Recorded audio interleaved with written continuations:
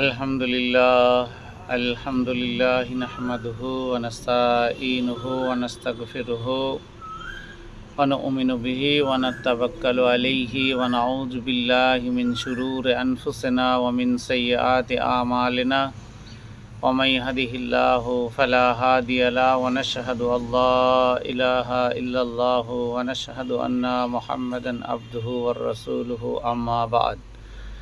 প্রিয় সুধী, আজকে আপনাদের সামনে আজকে হজরত সালিহে আলাইহিসসালাম নিয়ে কিছু কথা বলবো, ইনশাআল্লাহ আপনাদের ভালো লাগবে। এখানে হজরত সালিহ আলাইহিসসালাম সম্বন্ধে অনেকে জানেন, অনেকে বুঝেন। যিনারা জানেন না তিনারা শুনবেন, যিনারা জানেন তিনারাও একবার শুনে নিতে পারেন। যেখানে এসেছে মানুষ আশরাফুল মাখলুকাত, অর্থাৎ সৃষ্টিকুলের সেরা, মানবের উপরে সেরা আর পৃথিবীতে কেউ আছে বলে মনে হয় না। কিন্তু বাস্তবে কি তাই?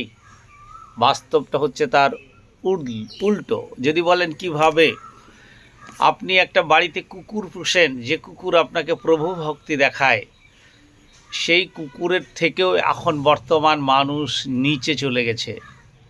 আপনি যদি বলেন কিভাবে, আপনি যার উপকার করবেন সে তার প্রতিদান কিভাবে দেবে আপনি নিশ্চয়ই বুঝতে পারছেন। তাহলে এই ব্যাপারগুলো নিয়ে আপনাকে যতই বলি আর যতই যা করি আপনি বুঝবেন বা মানবেন না।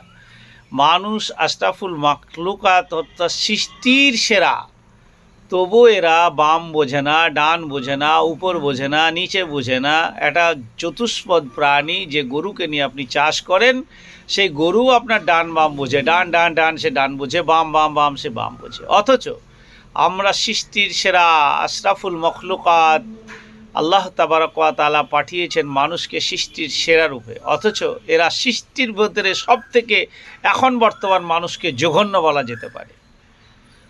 কারণ আল্লাহ মানুষকে জ্ঞান ও বুদ্ধি দিয়েছেন, চতুষ্পদ প্রাণীকে জ্ঞান বুদ্ধি দেননি। তাই মানুষ যুগে যুগে নানা উন্নতি করে চলেছে।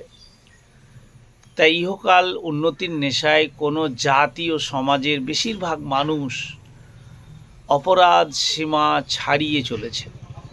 যখন আল্লাহ তাবারক ওয়া তাআলা তাদের ধ্বংস করবে বা তাদের জায়গা মাথা একবারে উপরে উঠে যাবে, তাদেরকে কিভাবে নামাবে, এই সময় একটা জাতির উদ্ভব হয়েছে, যে জাতির নাম হচ্ছে সামুদ জাতি। এই জাতির সুফল দেখানোর জন্য করুণাময় আল্লাহ তাবারক ওয়া তাআলা নবী করেছিলেন, তিনি হলেন হযরত সালেহ আলাইহিসসালাম। তো সামুদ জাতিকে আল্লাহ তাবারক ওয়া তাআলা এত বল দিয়েছিলেন, এত শক্তিশালী বানিয়েছিলেন, আপনি কল্পনা করতে পারবেন না। বড় বড় পিরামিড জাতীয় পাথর তেনা চাগিয়ে বড় বড় অট্টালিকা করতেন। এই মানুষকে আল্লাহ তাবারক ওয়া তাআলা কত শক্তি দিয়ে পরীক্ষা করেছেন, কত কিছু দিয়ে পরীক্ষা করেছেন। তারপরেও মানুষ কি আল্লাহকে ঠিকভাবে মান্যতা দিচ্ছে? এই সামুদ জাতির পরিচয় যদি আপনার সামনে তুলে ধরি, অবশ্যই আপনি কেমন একটা হয়ে যাবেন। হজরত নূহ আলাইহিসসালামের পুত্রের নাম ছিল সাম, আর সামের পুত্র ইরম, আর ইরমের পুত্র ছিল আরব, এবং আরবের পুত্র ছিল সামুদ। অবশ্যই বোঝা গেল। হজরত নূহ আলাইহিসসালামকে টার্গেট করে আপনাকে বলছি।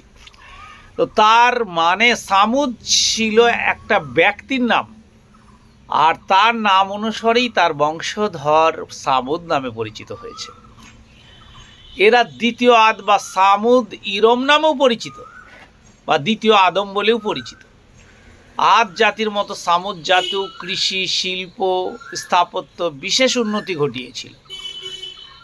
সামুদ জাতির আবাসভূমি সম্বন্ধে যদি এবার আপনাকে বলি, আপনি বুঝতে পারবেন যে কি সামুদ জাতি বাস করত জিহাজ, বর্তমান মক্কা, যেটা আমরা মক্কা মদিনা বলি, ও সিরিয়ার মাঝে কুরা উপত্যকার হিজর নামে এক বিস্তীর্ণ এলাকায়। তাদের আবাস অঞ্চল বর্তমান ফাইজান নাখহ ও মাদাইনুহু সালিহ বলা হয়েছে।